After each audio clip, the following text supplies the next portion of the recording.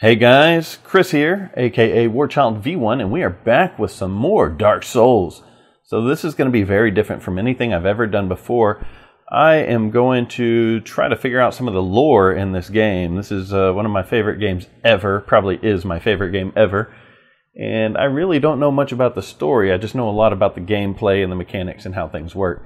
So I figured let's do a full lore through. Before we get started, I figured I'd go ahead and show you what all I've done so far in this game since that very first recorded playthrough that just finished uploading. That was all within the first week of the game's release. Since then, here's my character from then. Right there, the very top one, War. I've been playing with him a little bit because I decided I wasn't going to record with him anymore, and I found a way to get him fast rolling. And he's not going to be wearing the Ring of Favor and Protection, so that's going to be really cool. He'll be able to fast roll without it, but whatever.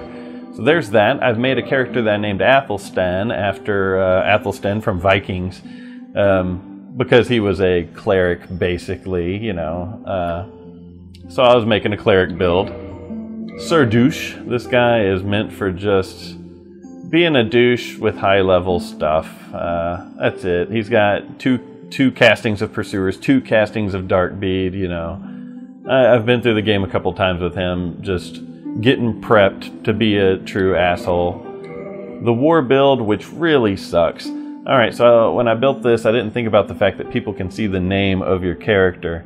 And since I named it War build, it actually is embarrassing. I'm probably going to end up deleting this and rebuilding it. You know, that really sucks, because that's my main PvP go-to build.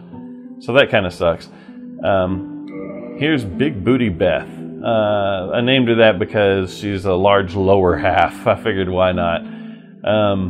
She's a strength build, and she can fast roll with most strength weapons. I've got her set up that way. She's pretty good. I got Artie. This guy, he's not supposed to be an Artorias cosplay or anything like that. I just wanted him to be able to wield the great sword of Artorias, so he's got the stats for that, and he can actually deal some decent damage with the weird amount of strength and weird amount of dex I have there. He deals decent damage with that sword. This guy, I started messing around with the Vegeta one-shot challenge, and I'm trying to figure it out. It's a low-level one-shot challenge, trying to see how many bosses you can defeat with just one hit. Working with Vegeta's point system. Look it up if you don't know anything about that. But if I can get that figured out and figure out how to be completely high power and all that crap, which I'm getting there, then I might record a series on that. I've been asked to. This guy's name is Ninite. I don't know why, I just couldn't come up with a name. He's a Leo build. I guess I should have named him Leonardo or DiCaprio or something stupid. But he's just a straight up Leo ring build. Every weapon he has some kind of pokey attack. And that's it. So I have 8 slots taken and 2 slots free. Alright, so here we are 3.5 minutes into the video, and I'm just now going to start my Dark Souls lore through. Let's get going. So I had a vote going on of what kind of build I should use for this, and the vote came down to half the people asked for a strength build using crystal magic weapon as a buff. So that's what I'm going to do. I've already built the whole build on Mugen Monkey just to check it out and know exactly what to do, what stats I want and all that, so I can fast roll with one of the heaviest weapons. You can't be a lore through unless you start with a pendant, right? I think that's how it goes. Physique. I want him to have a large upper body, because he's a strength build, you know? Strength build that can cast some magic stuff. Hair, none, color, whatever. Customize. I can't help but do this on most things. I want him to look old, this guy specifically. I want him to look very masculine. I don't care about the weak or strong. What I want to do is create similar faces until I find one that I kind of like. Alright, he's not that different, but there's my character. That's going to be Hagrid. Let's kick it off. Start this lore through. In the age of ancients, the world was unformed. shrouded by fog. A land of grey crags, arch trees, and everlasting dragons.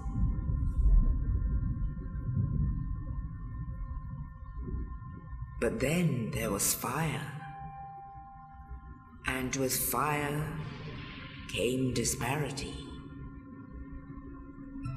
Heat and cold, life and death, and of course, light and dark.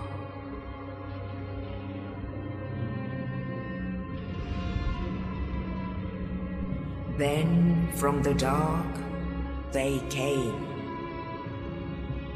and found the souls of lords within the flame.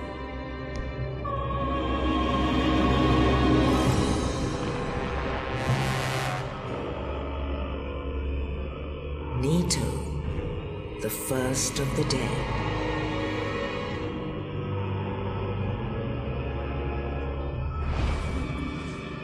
The Witch of Izalith and her daughters of Chaos. Gwyn, the Lord of Sunlight, and his faithful knights. And the furtive pygmy, so easily forgotten.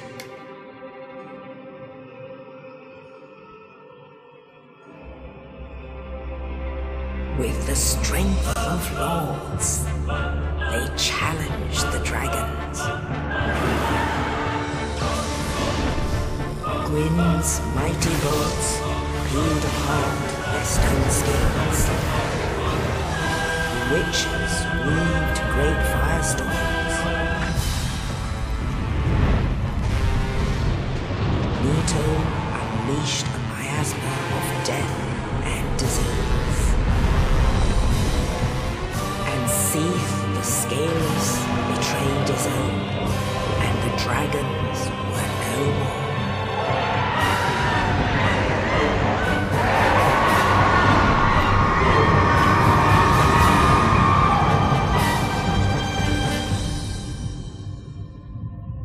Thus began the Age of Fire.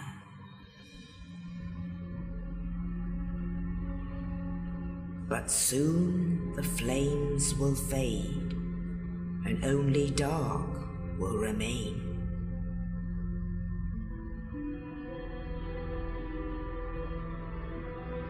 Even now, there are only embers, and man sees not light, but only endless nights.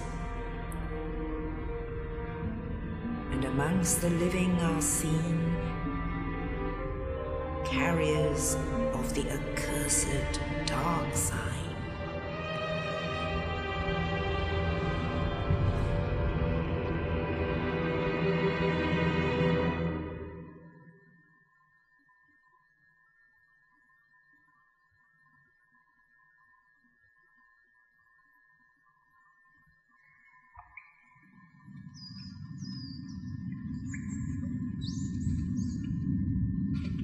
Yes, indeed. The dark sign brands the undead.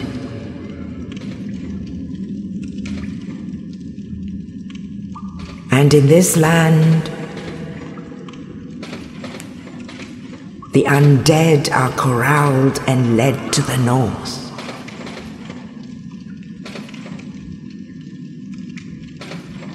Where they are locked away to await the end of the world.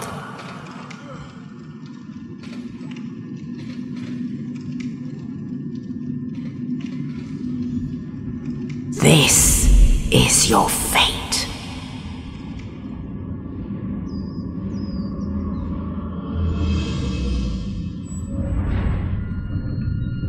Look at all the signs.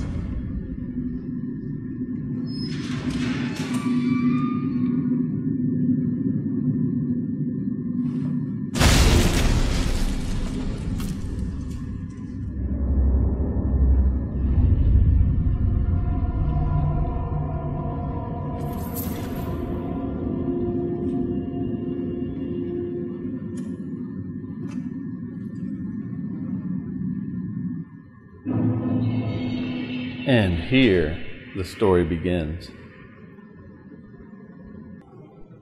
Alright, so basically what I just got out of that intro that I've seen a ton of times and never paid too much attention to is, in the Age of Ancients there were great crags, arch trees, and dragons, and then came fire, and with the fire came the souls of lords. Pygmies came from the dark and found the souls of lords. Nido came out of this, and the Witch of Izalith, and Gwyn and his knights. And they decided to challenge the beasts. They challenged the dragons, and I don't know why, but Gwyn was hurling lightning spears at them and ripping off stone scales. So I guess these dragons are some kind of elemental. They have stones. I never realized that. They're made out of stone, I guess. Ripping off stone scales. The witches were unleashing fire on the dragons. Nido was raining death and disease, and Seath betrayed his own. Well, now the dragons are no more. And thus began the Age of Fire. And now only embers remain. And I guess the undead are trying to prevent us, or the truly hollow, I guess, are trying to prevent us from keeping the fire burning. That's about what I've come up with. So that's where we're at with that. And amongst the living are the undead, which carry the dark sign. And I know what that is. That's the little vein thing there on the side of my chest. Little circle of veins. That's the dark sign. Anytime you die, you're brought back to a bonfire. And let's go ahead and check out some items and see what I can come up with for a little bit of lore here. This does not seem to have any lore in it. Pendant. A simple pendant with no effect. Even so, pleasant memories are crucial to survival in arduous journeys. So the pendant, it doesn't do anything. It's just there to comfort you because you remember it from before, I guess. The dark sign signifies an accursed undead. Those branded with it are reborn upon death, but will one day lose their minds and go hollow. Death triggers the dark sign, which returns its bearer to the last bonfire rested at, but at the cost of all humanity and souls. Alright, so you're reborn at a bonfire. I didn't realize that. Dungeon cell key that we just picked up. It's a key to the dungeon of the Undead Asylum to the north. A mysterious knight, without saying a word, shoved a corpse down into the cell, and on this corpse was a key. Who was the knight? What was his purpose? There may be no answers, but one must still forge ahead. I love... it was keys that got me into wanting to do this lore through. I started reading some keys in just a regular playthrough. I was like, dude, they tell you a lot. So that's really cool. Standard pyromancy of the Great Swamp. Basically, a lot of beasts fear the flame, it says. Beasts and undead. And I guess the last thing would be my my pyro set. Robe worn by pyromancers of the Great Swamp. Though it appears tattered, it's actually quite strong. Boots made of thick leather. The boots of the pyromancers are incredibly tough on account of the ragged grasslands and treacherous swamps they must traverse. Their soles are nearly impenetrable. Their soles being the sole of the shoe, you know. You know, this is the first time I've ever actually paid any attention to this. Look at that. There's not a damn keyhole anywhere on this, is there? But we used a key. I believe it's just a regular... yeah, it's just a little latch mechanism like this, you know. You lift it up, slide it over. Alright, so it looks like they have a light hole as well, like our light hole. Let's see. So the undead were brought to this asylum since they can't die, and I guess they just want to lock them away till the end of time because they can't be killed, and they don't want us trying to keep the flame burning, is what I'm catching out of that. I'm thinking fire in Dark Souls is nothing like fire here on Earth, here anywhere else. Fire in Lordran is a much bigger deal. Notice that this demon in here is carrying a giant staff or talisman or whatever the hell that is. I think it's a staff. It's kind of like an axe, but Yeah. And we're actually down pretty low at this point in this place. I've been doing a lot of looking around and messing around with things before this playthrough. I love the architecture of the Undead Asylum. Did you know that this place was literally the last place built in the game? This is the last level they built. And they said that's pretty common for the tutorial to be the last level. I've been doing a lot of reading of interviews and stuff. I got a book that's just super interesting, as well as you can Google the DesignWorks interviews for Dark Souls, and there's some cool info in that. There really is. I think Giant Bomb, that's a website that you can go read it all on for free without buying the book. I'm a super fan of this game, so I bought it. It has over 100 pages of concept art and stuff like that, and I just really wanted that. And I think some of those interviews are actually helping me a little bit with what I'm about to be going through. First things first, look at these damn statues. Look at that. That's kind of weird and creepy, and maybe even some kind of some kind of demon, maybe? I don't know. I don't know what it is, but it's kind of creepy. It's like a messed up looking snub-nosed dog, but not. But with like these hands for claws and stuff. Claws for hands, whatever. Claws for paws. Yeah, whatever. Alright, so as we're about to walk in here, you can see the asylum demon up there on the rooftop, but yet you can still hear the stray demon walking around down below. In their concept art, right above my head, that opening that we come down later, the concept art shows a Taurus demon standing there, which is pretty cool. It's cool stuff to know. And this whole playthrough will be online. So I've had to cut the music volume way down. I can't find a happy medium where I can still hear my voice and the music, so I have it turned down way lower than I had wanted. This is stupid, but this is literally my 4th try of recording this. I'm having nothing but audio issues. I recorded a whole video and was about to upload it and decided not to because my voice was so loud it was distorted. But yet the settings I used for my whole last playthrough don't work. You can't hear me. So I don't know. I'm just having weird hardware issues here. This place is just all sorts of busted up. I would love to see what it looked like, not inside, but outside, before it got all sorts of busted up. Like all this rubble and all that. I want to see what it looked like from the outside. Because there's stuff here in a little bit that we can look at that it just seems like it'd be a really weird structure. I don't know. That's about what I get out of that. Let's get out of here. There's going to be a lot of speculation and stuff of that sort. I'm really new to this, so I've never done a lore through. I'm not the most perceptive person in the world, but it's something I'm really interested in doing. So, and as we come out of there, you can see that unnamed knight that dropped us the key to our cell, just kind of resting in there, and there's no door or anything that actually opens to get in, so he came in a different route. And one thing I've been wondering is, you know, these holes right here that you can't go through or anything. I'm wondering if they were put there just so you can see the bonfire down below, like so you can realize where you're at in case you have no idea where you're at, because they're put like all throughout. I don't know, it's just a little design thing that I was wondering about on my last playthrough. I think it's pretty cool. And I love these iron bars with the swirlies on them. My wife would love that. She likes swirlies. Alright, let's get out of the way of this giant ball and maybe go ahead and open up our shortcut. Alright. One thing I just thought of, I wonder if they're modding Dark Souls Remastered on PC yet. If so, I want to do a playthrough with that. The Dark Souls Redone mod, whatever it's called. I think that'd be a lot of fun. Back on subject, let's go check out what this guy has to say. Oh, you. You're no hollow. Hmm? Thank goodness.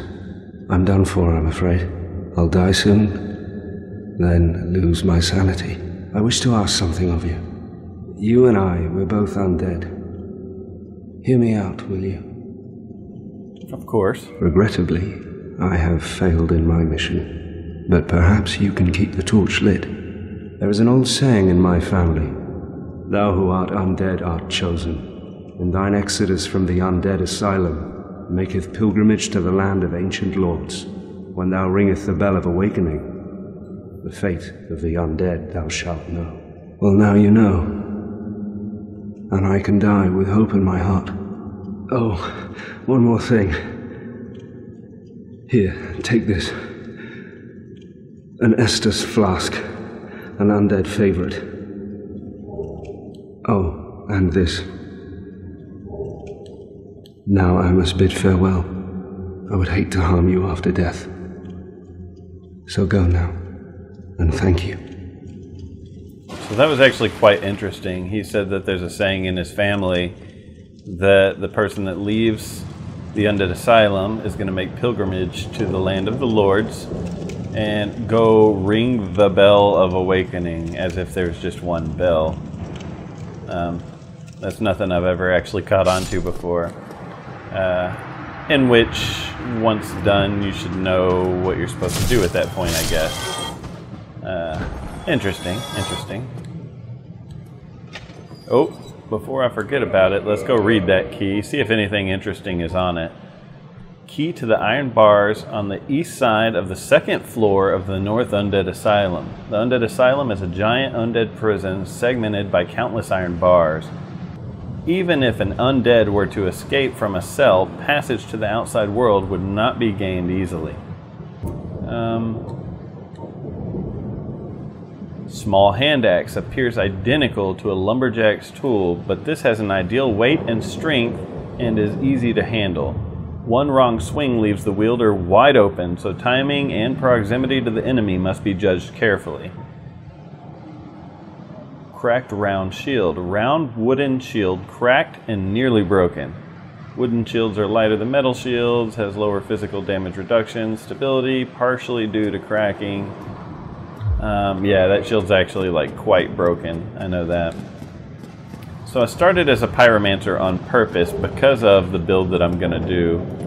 I had a vote going on for about a week, and got about half of the people said they want me to build a strength mage. So basically a strength crystal magic weapon buff is what it was. So my plan is I'm going to be using a demon great axe once I get my hands on it, which already deals tons of damage when it comes to strength by itself. But on top of that, we're going to be buffing it with crystal magic weapon. I think that'll be quite OP, but that's kind of the plan. Alright, let's get out of here. So I've already built this whole build up on Mugen Monkey, and here in a little bit I will read it off to you.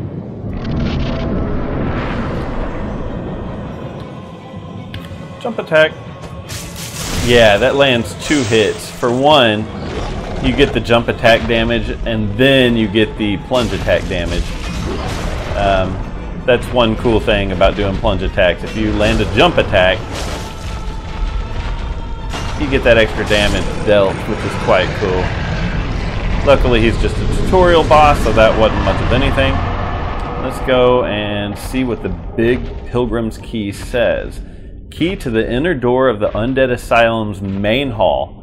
Big key belonging to a chosen undead pilgrim. But this chosen undead knows not what this pilgrimage has in store. It's very true. And we got a humanity. I truly don't know much about those either, other than gameplay mechanics. I guess we'll jump on that. It's a rare, tiny black sprite found on corpses, used to gain 1 humanity and restore a large amount of HP. That part I knew. This black sprite is called humanity, but little is known about its true nature. If the soul is the source of all life, then what distinguishes the humanity we hold within ourselves? It's a good question. I don't know what the souls are the source of life, then what distinguishes our humanity? I don't know. I don't know. What distinguishes our souls? Shit. I don't know that answer either.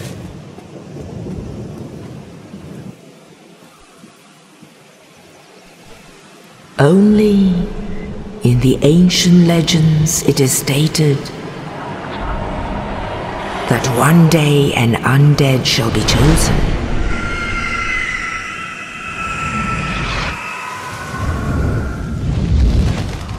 To leave the Undead Asylum in pilgrimage to the land of the ancient lords. Lordran. So we told the unnamed soldier that we'll try to keep his torch lit. Basically, we're going to try to continue the mission that he was doing, that his family has been passing down, which is go ring the bell of awakening. Okay, so this character started as a pyromancer because that's the best starting class I could get for what I want to do. I want to be able to one-hand that Demon Great Axe, and that takes 46 strength. I want to be able to one-hand it though, because I'm not going to have another weapon in, you know, that's the only weapon I'm going to be wielding for the most part. One weapon at a time is what I mean. I want to be able to fast roll. So what I've come up with is a way to fast roll, have 23 poise, which isn't a ton, but it helps. So I'll be able to fast roll, have 23 poise. I'll have a buckler and the Demon's Great Axe and Logan's Catalyst. Those are my main weapons. Any weapon lighter than that is fine too. So like the Great Club and other stuff I'm going to be working with as well. Just other heavy weapons pretty much. I'm only going to have 10 dexterity, so that actually weeds out a ton of weapons that I'm not going to be able to use. I'm not going to be able to use stuff like a halberd or a estoc or a rapier or katanas, or I can't wield a lot of different kinds of stuff. But I will have 10 dexterity. I start with 9. So basically what we're going to be doing to be able to do this, I'm going to be at 24.9% equip load. Which means barely fast roll by 0.1%. But I've worked this out. He's going to be a 130, so it's that's a higher end of the spectrum for PvP, but that's what he's going to be. He'll be a 130. He will have 40 vitality. He's not going to be wearing a ring of favor and protection. So with 40 vitality, I'm only going to have 1325 HP, but that's okay. I will have Havel's ring in the place of ring in favor of protection. That way I can still fast roll. So I can still choose what to do with the other ring. I can boost sorceries, I can turn it into the Hornet ring, I can use a Chloranthy ring, a Wolf ring, you know, I'm going to have an open ring slot. So here's what I'm going to have. 40 vitality, 12 attunement, mainly because that's what I start with. So that'll give me Crystal Magic Weapon. Maybe I can get 2 castings of it, and that'll give me 6 altogether in the long run. Or I can have like Oral Decoy, and I'll show you why, because I think that spell is great. I'm going to have 60 Endurance, because that is literally the only way I'm going to be able to fast roll with the setup that I'm talking about. 46 Strength, because I want to be able to one-hand the biggest weapon I'm going to have. Dexterity is 10, and 25 Intelligence, which is just enough to be able to use the Crystal Magic Weapon. So if you guys can come up with an armor layout better than what I'm about to explain, that I'd be able to still fast roll with without wearing the Ring of Favor and Protection, you let me know. So I'm going to have 60 Endurance. 60. I'm going to be wearing Havel's Ring. No Ring of Favor and Protection. I will have the chain upper, the chain mail. I will have the iron braces from Solaire, and I will have the Undead Soldier's leggings. That equals up to 23 poise, and that gets me up to 24.9% equip load. It's like right at it. If you can come up with a better armor layout with more poise, you let me know. But that's what I've got. So let's go and see what this guy has to say. Well, what do we have here? You must be a new arrival. Let me guess. Fate of the undead, right? Well, you're not the first. But there's no salvation here. You'd have done better to rot in the Undead Asylum. But too late now. Well, since you're here, let me help you out. There are, actually, 2 bells of awakening. One's up above in the Undead Church. The other is far, far below, in the ruins at the base of Blight Town. Ring them both, and something happened. Brilliant, right? Not much to go on. But I have a feeling that won't stop you. So, off you go. It is why you came, isn't it? To this accursed land of the undead? Alright, so the way that he stated that there are actually 2 bells of awakening makes me wonder, has that unnamed knight told more people the same story? But if so, why would he tell the story? He only told it because he's unable to carry the torch. He's unable to move on with his mission.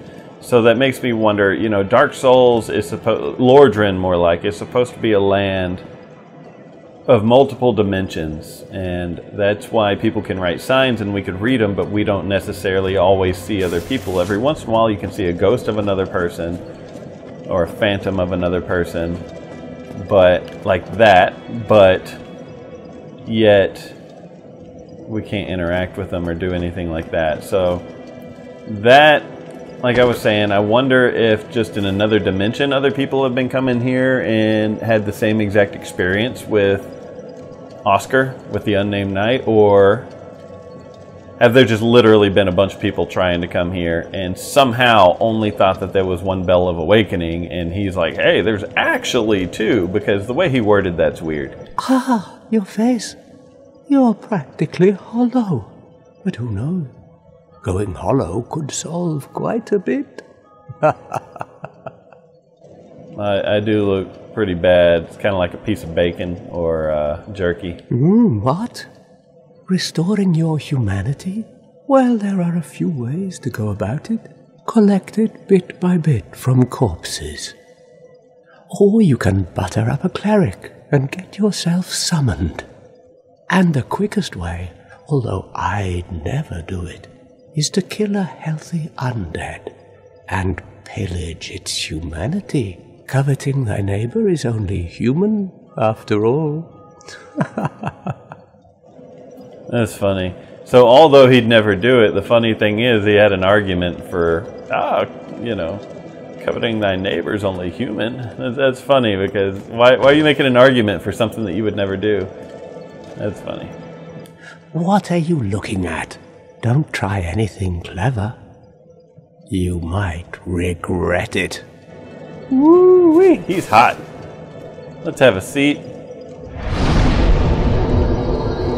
Let's go talk to our good friend Petrus and see what he has in store for us today. Actually, let's go grab some firebombs and then we'll worry about Petrus. I seriously don't think there's going to be any lore on firebombs, but I'm going to read it anyways. That's just, unfortunately for you guys, I'm going to be reading everything I get my hands on. It's a bisque urn filled with black powder, explodes inflicting fire damage. It's a relatively powerful ranged weapon. If you're a low level, many warriors use them to augment their strategic repertoire. Basically, you throw firebombs, it hurts. Low levels do it, it says, because that might be one of their only weapons. Hello there. I believe we are not acquainted. I am Petrus of Firelink. Have you business with us? If not, I'd prefer to keep a distance, if possible. Business with us? I mean, I only see one of you. Hello there. I realize that I have requested that we retain our distance. But I also want you to know that it is not meant in ill will. Here, take this, as a token of peace. No, go ahead. It's for you.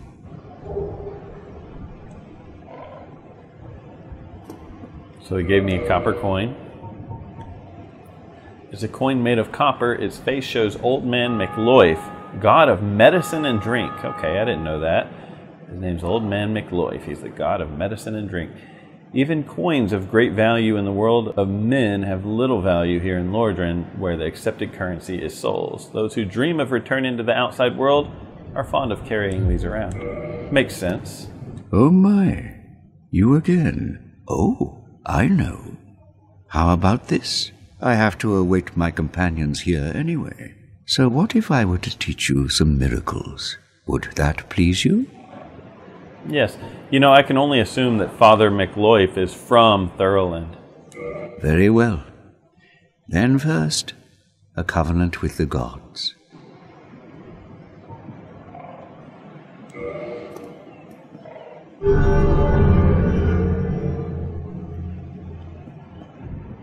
Now let me share my miracles.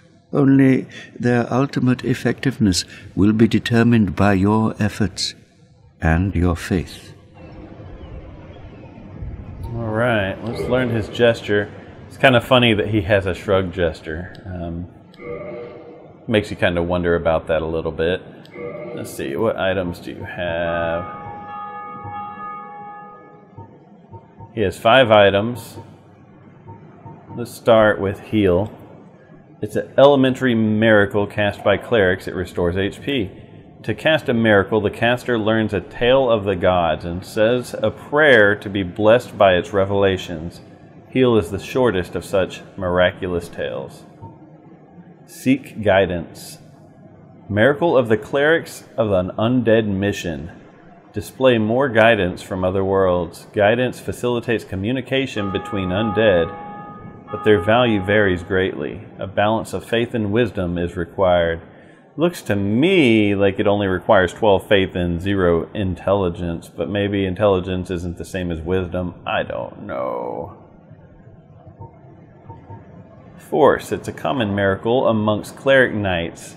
Creates a shockwave. This quickly acting miracle inflicts 0 damage, but propels foes back and defends against arrows. Cleric knights use this miracle when charging into enemy mobs. That makes sense. Homeward. It's a great miracle cast by advanced clerics, returns to the last bonfire rested at. It would normally link one to his homeland, only the curse of the undead has distorted its power, redirecting casters to a bonfire. Or perhaps for undead, the bonfire is their home. That's kind of cool. I like that. Great Heal Excerpt. It's a great miracle cast by advanced clerics that restores high HP.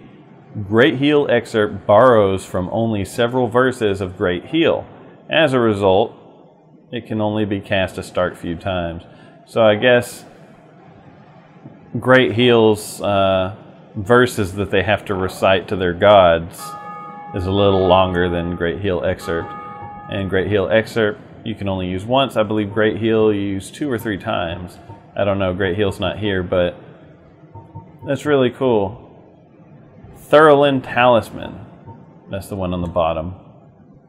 Medium for casting Miracle of the Gods. This talisman is only granted to high-ranking Thurland clerics. Has a high miracle adjustment, which, thanks to divine protection, is not dependent upon faith. So this one doesn't scale. It does scale off of faith, but it doesn't require more than 10 faith, which I believe you have to have 10 faith to cast anything anyways. So that's only given to high-ranking Thurland clerics. And then there's a regular talisman, I guess. Medium for casting Miracles of the Gods. Standard talisman issued to common believers. Okay. So he gave me a coin that had Father McLoif on it, who is the god of medicine and healing. I'm guessing he resides in Thurland or did or something. My companions are Milady and her young knights. She is young, but burdened by an undead mission. We are her defenses, to keep her from harm. Okay. An undead mission? Regrettably, I cannot share that with you. But you are my pupil. Perhaps if you show your faith. Show your faith by paying him some souls? Sure. Very well. I can surely tell you, of all people, undead clerics are given a mission to seek kindling. Kindling is the art of feeding bonfires with humanity. Through kindling, we shall one day be granted magnificent powers. Really? Come again. The effectiveness of the teachings depend upon your faith. So, the undead mission is to seek kindling. Kindling is the art of feeding humanity to bonfires. And he states that you're going to be able to do some powerful shit by doing that. That's cool. Let's go ahead and level up a little bit. Let's get that one dex that I need and then start working on strength.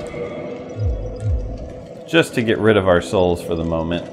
Because we're about to go on a run that could possibly turn into a suicide run. It's hit or miss on if I'm going to make it. That's just how it goes, man. It's just how it goes. You know, I haven't read any soul items. Let's go read a soul.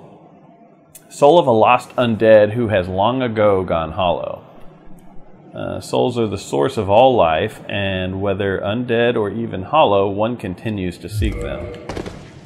True that. That's money, dude. Souls is a currency, not just the source of life, bro. I'm right. Cracked red eye orb. You know, I've never read the description for it. I just know what it is, so that might be interesting. We'll see. It's kind of funny that we just got some cleric utensils right here, and along with it is cracked red eye orbs, homeward bones, and Lloyd's talismans. Yes, I already knew. Of course I already knew. I've played this game once or twice. Alright, let's go see what is up with, well, we'll go in order. Homeward bone. Homeward bone. It's a bone fragment reduced to white ash. Returned to last bonfire used for resting. Bonfires are fueled by bones of the undead. In rare cases, the strong urge of their previous owners to seek bonfire enchants their bones with the homeward instinct. Whoa, dude, that just dropped a bombshell on me. Bonfires are fueled by bones of the undead. And sometimes, fragments of those bones really want to go back to their own, I guess. And that's what returns you to a bonfire when using a homeward bone. That's nuts, dude. That's nuts. I did not know that they were fueled by bones of the undead. That's nuts. That's cool, man. Lloyd's talisman. Talisman utilized by All-Father Lloyd's cleric knights to hunt down the undead. It blocks Estus recovery within a limited area. In the outside world, the undead are accursed creatures, and the Lloyd's cleric knights are widely praised for their undead hunts. This blessed talisman blocks undead recovery, allowing the knights to fight with impunity. Wow, All-Father Lloyd's clerics. I don't know anything about All-Father Lloyd, but it sounds like in Thurland, or it's somewhere outside of Lordran, the clerics go out on undead missions just to kill undead. It sounds a lot like Bloodborne, right? You just have a mission to go out and kill stuff. Go get rid of the beasts. Very similar here. That's cool. That was all new stuff to me. We got us a shield. We got us some souls. We got some more souls. Let's go this way. I'm most likely going to die here, but that's okay. Dude, give me the winged spear.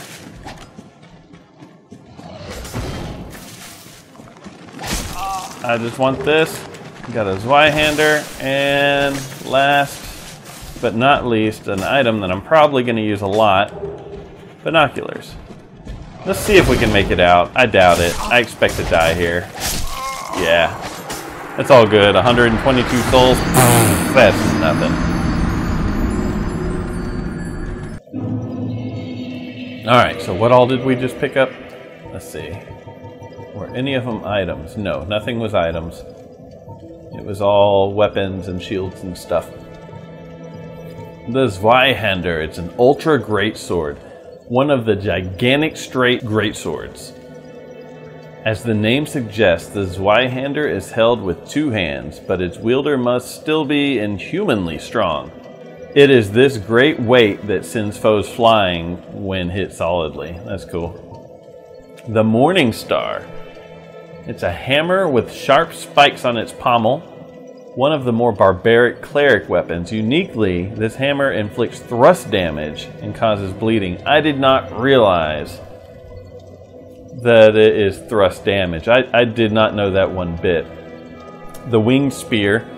Long-hilted spear with a barbed point, long reach, and can be used with shield up. Effective against hard exteriors and hits for high damage at the right moment of an enemy swing. But the hit radius is small and can easily be blocked by shields.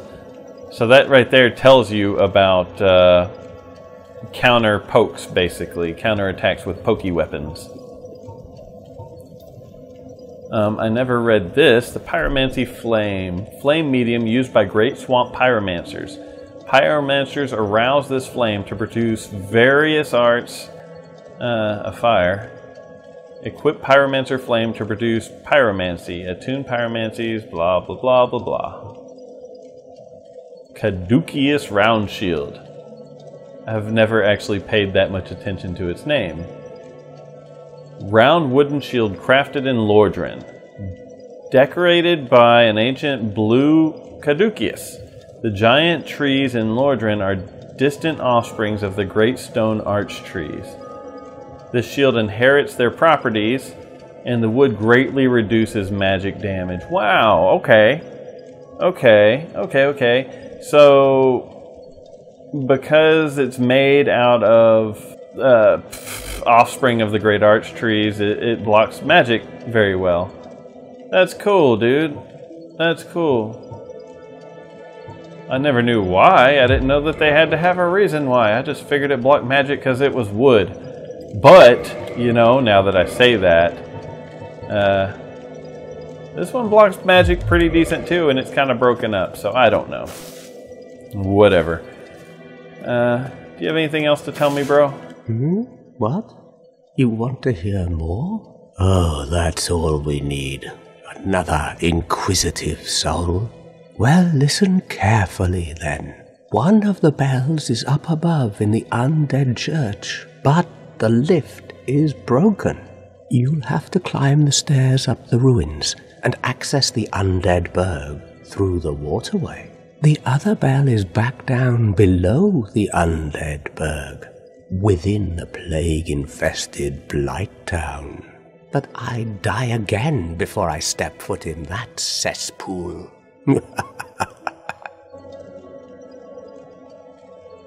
Bloody hell, what is it now? You ask too many questions. Alright, that's probably it for him, at least for now. So he's saying that we need to go up through the waterway, which is right there above my head, into the Undead Burg, and go up through the Burg to the parish to ring the first Bell of Awakening. Then way down below the Undead Burg is Blight Town. Which, one thing I've always wondered, here, let's go ahead and equip these binoculars. Here we go. One thing I've always wondered is that giant tree way over there.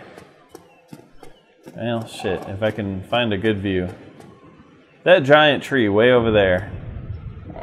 Is that the Great Hollow? Like, I've thought that, but I don't know that for sure. The reason I say that, look at it, the top of it looks like it's hollowed out at the top and just kind of broken off. If that's the Great Hollow, then on the other side of this giant wall would be Ash Lake, maybe? But I don't see anything that really supports that. So I don't know. I've just always thought that that kind of looks like it could be the Great Hollow, because it's a really big tree, really big. And it looks like a hollow tree looking at the top of it. And if that is the Great Hollow, then that down there would be Blight Town. But I don't know. Is it? I don't know. You think I know what I'm doing, guys? No. But I have noticed a lot of cool stuff that I'm going to be pointing out throughout this playthrough. So yeah. Here in Firelink Shrine, there's so much stuff that has changed from their original ideas. In an interview I read, Firelink Shrine was supposed to be full of water, and it was supposed to represent healing. But they moved the bonfire, again, and once they got it here, they thought this was the perfect place.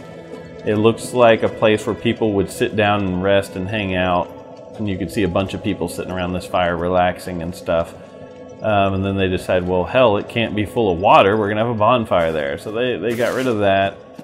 And there's actually artwork that tells us that there used to be a blacksmith here. In fact, Andre of Astora used to be here. I'm guessing like right around here working maybe. I don't know, maybe in this corner or something. But there's artwork that shows Andre here working. And it says that he's the Firelink blacksmith, and I thought that was really cool. And there's another piece of art that depicts him pushing the statue to the side. And that's a goddess of some sort. I don't know who. I don't know anything like that, but it said pushing the goddess statue aside to get to a hidden area.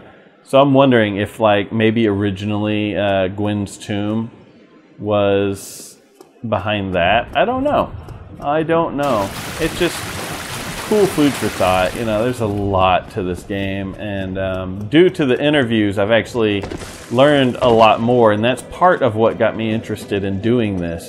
The interviews, and then I read a bunch of keys, and dude, the keys tell you exactly what you're about to get your ass into, and I think that's cool, man. That's really cool. And that got me thinking, you know, I would love to know the story. So I think what I'm going to do is go ahead and end this video right here. Look at that. See, what did Firelink used to look like? Like, that was a tower, it looks like. Maybe it was a big cathedral of some sort. I don't know. This place was something big, and it's just been worn away by time, I guess. This giant bird's nest up there with a giant, I don't know, raven or crow. I don't know what it is. Probably a crow. I don't know. Either way, hope you guys are enjoying this. I hope y'all don't mind going through some lore through with me. If there's some insight that you guys have on any of this, hit me up. Let me know. You're not going to hurt my feelings. I'm not scared of spoilers. I know how the game plays. So I'm just trying to figure out the story for myself. But if you guys have input, I will definitely take it. So hope you guys are enjoying this. Stick around. I would expect there's going to be a lot more to come, because here we are an hour into a video, and I haven't left Firelink Shrine yet. I'm just tapping my foot here, as you see. Just tapping to the beat. So I hope you guys are enjoying this playthrough. Stick around. There's a lot more to come. Please comment, like, and sub if you haven't. And I will see you guys on the next video. So thanks for watching.